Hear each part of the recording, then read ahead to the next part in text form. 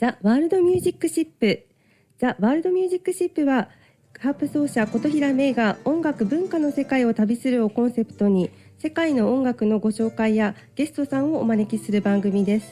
この番組は日本とアジアを広告イベントや商材で結ぶ株式会社レプリネットカンボジアの提供でお送りいたします。おはようございます。おはようございます。今日のザ・ワールド・ミュージック・シップは通訳の松尾恵子さんとよろしくお願いします、よろしくお願いしますと、今日のゲストは、メキシコ大使館から、文化担当のエマニュエル・トリニダーさん、そして栗原由紀子さんをお招きしてメキシコのお話を伺っていきたいと思います。よろしくお願いします。メキシコ行かれたことありますか？あります。もちろんあります。そうですよね。やっぱり日本人にとってメキシコってとっても馴染みのある国だと思うんですが、ぜひ文化担当の方から、地理や、歴史いろんなことを聞いていきたいんですが、最初にロケーションから教えていただけますか？はい。トリニダさん、エマニュエルさん、よかったら自己紹介も。じゃあ今日はありがとうございますね。私は日本語少しだけできますから、でもすみません、英語で話します。はい。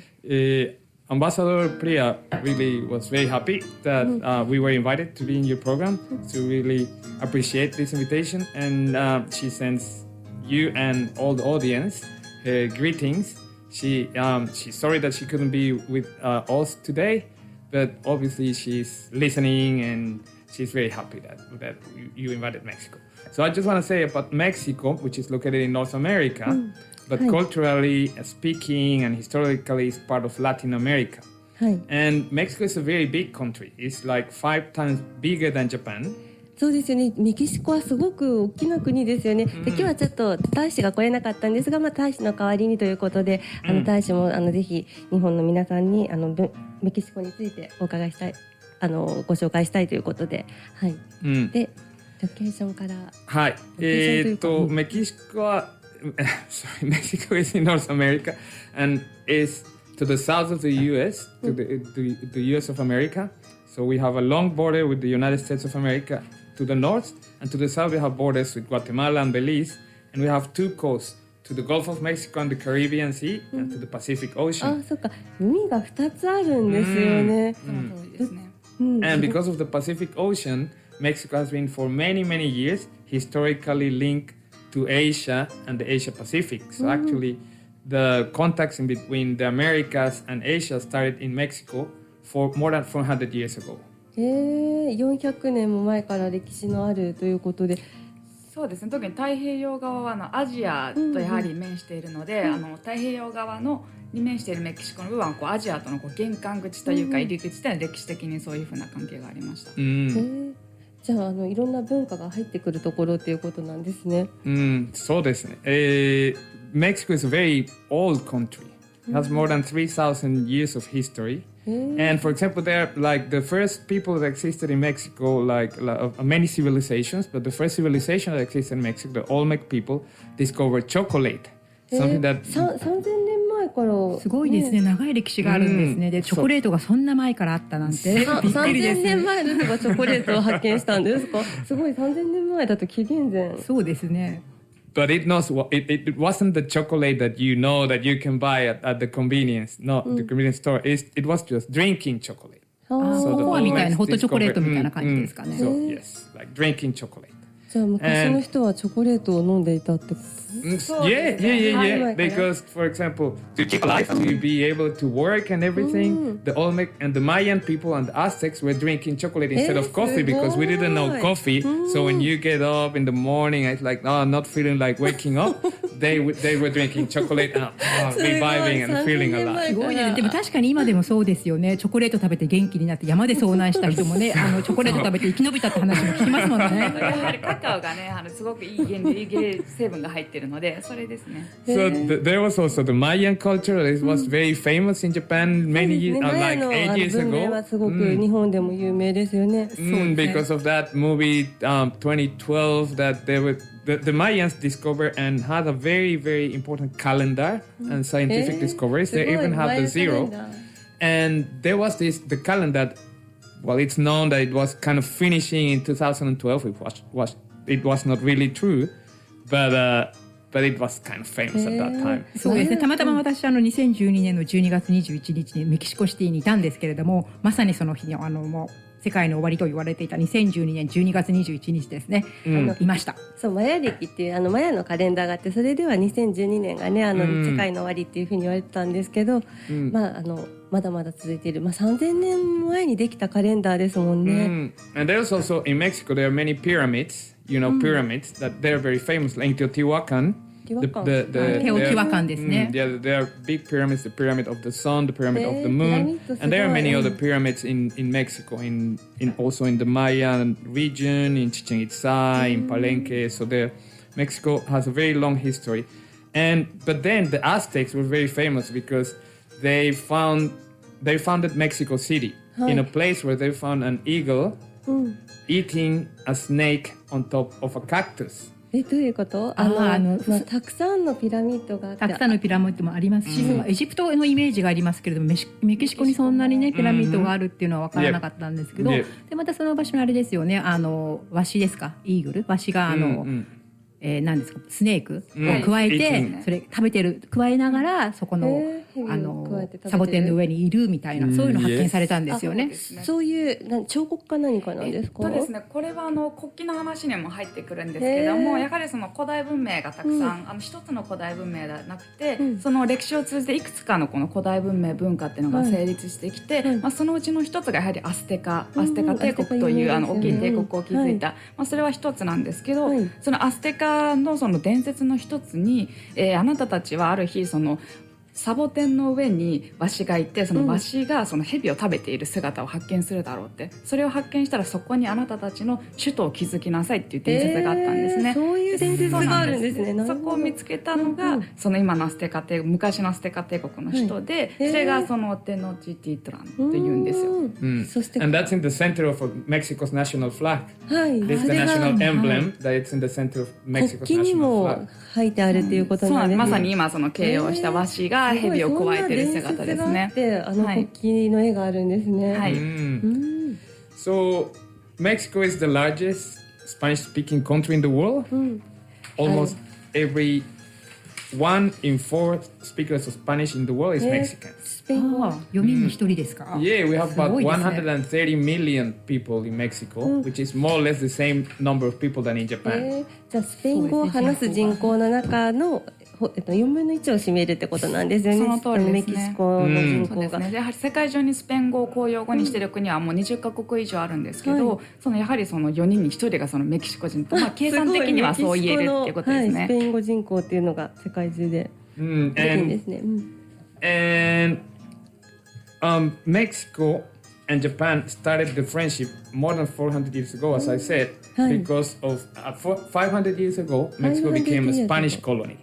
So the Spanish came to Mexico and Mexico became a Spanish colony, and from that time we started speaking in Spanish. 500年前にスペインとの交流があって、スペイン語がメキシコに持ち込まれたってことなんですね。だからスペイン語喋るんですね。そうですね。はい、植民地化やっぱりしたので、はい、それが由来ですね。そして日本とは400年前からここがmore than 400年前って日本で何時代？それは江戸時代ですね。はい。随分昔ですね。江戸時代より少し前ですかね。はい。And Mexico, of course, the culture of Mexico is very rich because it's a mixture of the indigenous culture, the Spanish that come from Europe, and then other people who kept coming from Europe, from Africa, and also from Asia. So Mexico is a multi-ethnic and multicultural nation. その頃のメキシコっていうのはすごくマルチカルチャーっていうか、ヨーロッパからの文化もあるし、アフリカからもあるし、っていう国だったんですね。That's why we have so many World Heritage Sites in Mexico. 35 World Heritage Sites in Mexico. 35もですか？すごいですね。そうなんです。世界遺産は日本より登録件数は多いんですよ。日本はいくつぐらいですかね？登録件数ランキングだとメキシコが今7位ぐらいで、日本だと11位とかなんですよね。なのでかなり件数的には日本よりは多いんです。それは楽しみですね。行きたいですね。ぜひ。見どころがたくさんだし、But we also have elements of what is called intangible cultural heritage 無形文化遺産ですね。 not things that are seen, but things that are part of the culture. 無形文化遺産、そうなんですね。そうやって文化だったりっていう形のないものもあるんですね。おっしゃる通りです。And among those are the Mexican cuisine, which is the Mexican food. It's becoming very popular in Japan. You can eat tacos, particularly in summer. Tacos and many other known famous Mexican dishes that are becoming very popular in Japan. Also, the Day of the Dead.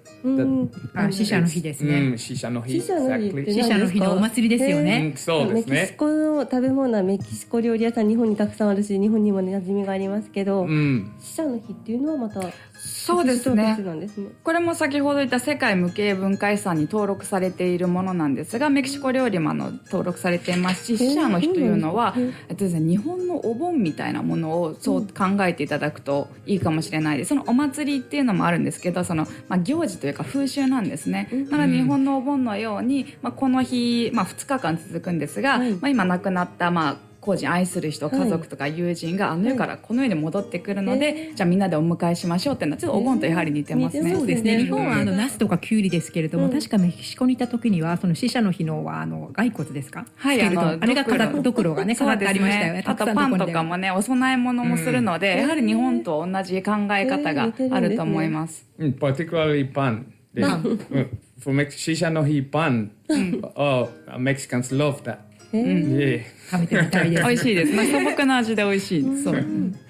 And so other part of the Mexican intangible cultural heritage is mariachi music. And then I want to really talk about Mexican music. マリアッチミュージックもその無形文化遺産に登録されていて。Mariachi music and Mexican music is famous in Japan. There are lots of people who know some very famous Mexican songs like Bésame Mucho or La Bamba. La Bamba ね、これ有名ですよね。Those songs, almost everybody in Japan knows those songs. Everywhere I go, people say, "Oh, I know Bésame Mucho" or "I know La Bamba." So there is also, and of course, because you play harp, my son, you play harp. So we were thinking about talking Mexican music that is played with harp. そうですね。So mariachi used to play harp in the past. 昔はそうだったんです。マリアッチでもハープが使われていたんです。マリアッチの中にハープも入っていたりとか。そうです。So because harp was brought from Europe to Mexico by the Spanish, but very quickly spread all over Mexico and people were adopting harp to play. そうですね。メキシコハープはヨーロッパから持ち込まれてメキシコの中でも馴染みのある楽器になってるんですよね。おっしゃる通りですね。And was used to play classical music but also popular music. So mariachi adopted the harp.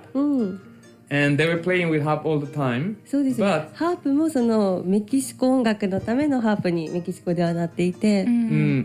But you may know that harp are kind of big and difficult to carry around. So Mariachi then decided to replace harp with brass. 大きすぎたんですね。そうなんです。残念だわ。やはり楽団はですね、楽器を持ってみんなで移動するんですよね。ここで弾いたら次は場所に。なのでやはりハープは非常に美しくいいんですけど、大きいのでやはり移動に難があるということで、やはりだんだんちょっと使われなくなってきてしまったという経緯があるんですね。これは残念ですね。残念ですね。マリアッチはすごい大きなマリアッチハットです。なんてソンブレロ。That's very unique to Mexico. The way the mariachi dress and the sombreros. Yeah, lots of people recognize Mexico because these big sombreros. Obviously, we don't use sombreros all the time. I actually have never worn any sombrero in my life. マリアッチといえば日常使いではないですね。衣装を見るとやっぱメキシコっていう感じがしますよね。もうすぐわかりますね。帽子を見ただけで、ソンブレロを見ただけで。But sombreros are also part of Mexican national costumes, which is one that is very important and very famous. That is called China Poblana. China Poblana. Yeah, and China Poblana is the national costume that is very unique to Mexico because it talks about the way we have mixed cultures. チナポプラーナっていうのは衣装の名前なんですか？そうですね。民族衣装の一種ですね。名前ですね。はい。で今ちょっと非常にユニークな理由を説明してくれるようで。Because it is a costume, a national costume that comes from what was a legend that an Indian or Asian princess that was taken to Mexico during the colonial times, probably in the 17th century, and she was wearing these very colorful dresses full with sequin and bright and so on, and people were attracted to that, and with time that was converted into a national costume. So it's a long dress that it's all full of カラフ sequins. ルなメキシコのドレスの由来っていうことですよね、きっと。そうですね、たくさんやはりそのメキシコは地方色があるので、その地方によっていろんな民族衣装っていうのがあるんですけども、そのうちの一つでチナポブラナっていうのがあって、これブラウス、白い刺繍のブラウスに下がカラフルなスパンコールとかがついているスカートなんですが、非常に面白いのは先ほど言ったようにやはりそのメキシコはヨーロッパやアジアからですね、その文化が流入してきたんですけども、その伝説によるとですね、アジア特にインド地方のお姫様がメキシコにやってきて、その時はそのアジアとかインドで想像するようなキラッキラの衣装を着てメキシコの地に到着したと。で人々はそれを見て、これは素晴らしいとなって、そこからこうメキシコ全土にこう広がっていって、すごいマルチカルチャーなんですね。そうですね、本当にいろんなところから文化が入ってきて取り入れてっていうことが。で地方地方によってその柄とか刺繍とかがまた違うんですよね。おっしゃる通りですね。それが非常に特色があって、日本人でもやはりそのメキシコのいろんな地域の民族衣装が好きな方たくさんいらっしゃって、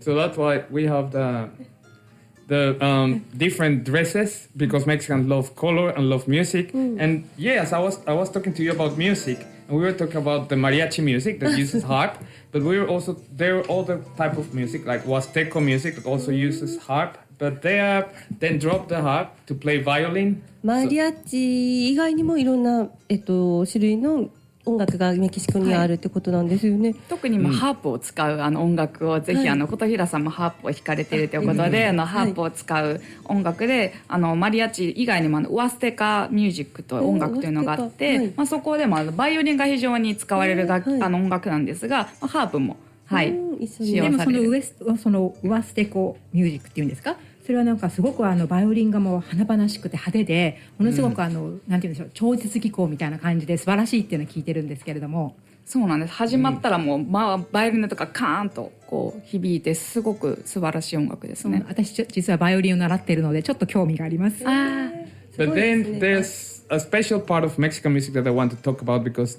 they're still using harp a lot, which is jarocho music from Veracruz state.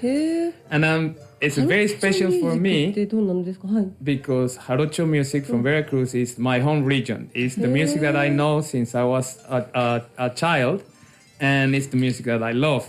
So jarocho music is from Veracruz state. ベラクルスの地方に伝わるのがハラクレチョっていう音楽。そうですね。大西洋とそれからカリブ海の一部に面している州なんですよ。帽子をこうしながら踊るようなんですね。そういうのもありますね。はい。Veracruz is on the eastern coast of Mexico. It used to be the main port of Mexico, communicating with Europe and through colonial times with the Caribbean, and it's very multicultural. And because of this very multicultural, jarocho music is kind of a mixture of indigenous, Spanish, and African music. And in jarocho music, harp is still used a lot. And probably the most famous song in jarocho music is La Bamba. ラバンバ、それもみんな知ってますよね。ハローチョミュージック流してもらうことはできます。ありがとうございます。ちょっとラバンバも聞きながら。Yep.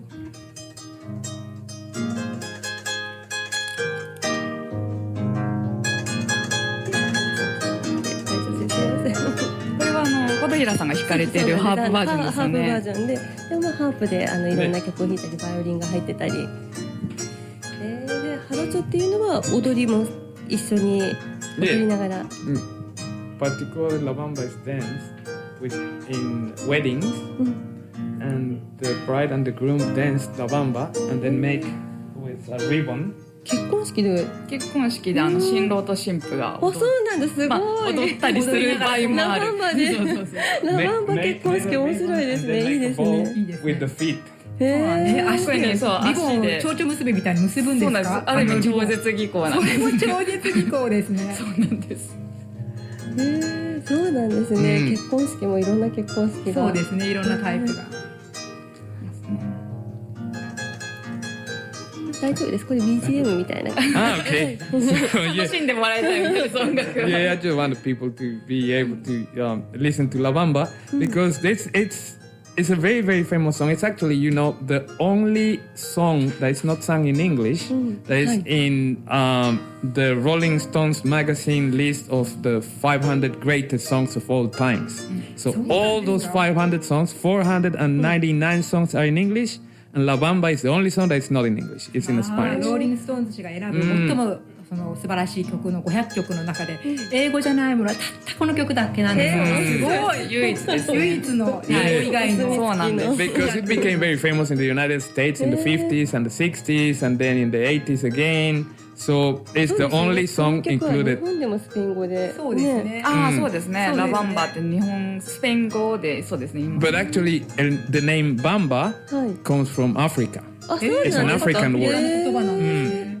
Yeah, so that gives all the idea of how multicultural Mexico is. いろんなところから文化が来てこの曲ができてるんですね。 Exactly. We have cultures and also gives the idea of how colorful because Mexican people love color, love music, and so it's very important for us. So I also want to invite everybody to check the culture of music visiting the Embassy of Mexico social media accounts in Facebook, in Twitter and Instagram. メキシコ大使館はそのツイッターだったりとかフェイスブックだとかいろんなところでメキシコの文化を発信されてるんですね。はい。But also in our YouTube channel. YouTube チャンネルもされてるんですか？すごいですね。we're creating lots of content for people to know more about Mexico. エマニュエルさんも出てるんですか？出演されてるんですか？ YouTuber みたいになってます。YouTuber なんでそこまではいかないんですけど。じゃあぜひ YouTube チャンネルはどうやって検索すれば出るんですか？メキシコ YouTube とか。メキシコですね、ちょっとスペイン語になってしまうんですが、エンバハーダでメヒコ、エンバハーダでメヒコって調べていただくと出ます。日本語でエンバハーダメキですね、もしよろしければソーシャル SNS に入っていただけましたら、その YouTube チャンネルのビデオ2日に1回ぐらいずっと上げてるので、そこからリンクで飛んでいただくのが早いますね。本当に YouTuber ですね。But in Japanese you can look for our Spotify account、在日メキシコ大使館。Spotify のアカウントもあって、それでも発信をされてるんですね。And then you can listen lots of Mexican music. そこでたくさんのね、メキシコの音楽 many playlists of Mexican music. Spotify 聞いてみます。そうお願いします。音楽を通してメキシコの文化を知ることができるということなんですね。はい。ありがとうございます。今日はメキシコ大使館から文化担当のエマニュエルさんにお越しいただき、たくさんの文化について、メキシコの文化についてお話しいただきました。はい。No, thank you for the invitation. We are always very happy to come and talk about Mexican culture and invite everybody to listen to Mexican music, look for Mexican culture, eat Mexican food, and when possible in the future, go to Mexico. はい。楽しみたいと思います。いや、ありがとうございます。ありがとうございます。では皆様ぜひ今月はメキシコの、建国記念日月なのでメキシコの料理を食べたり音楽を聴いたりメキシコを感じる日常を送っていただけたらと思います。はい、ありがとうございます。次回放送は、来月10月24日の同じ時間になります。ゲストにエクアドル大使館の、広報の方をお迎えいたします。この番組は日本とアジアを広告、イベントや商材で結ぶ株式会社レプリネットカンボジアの提供でお送りしました。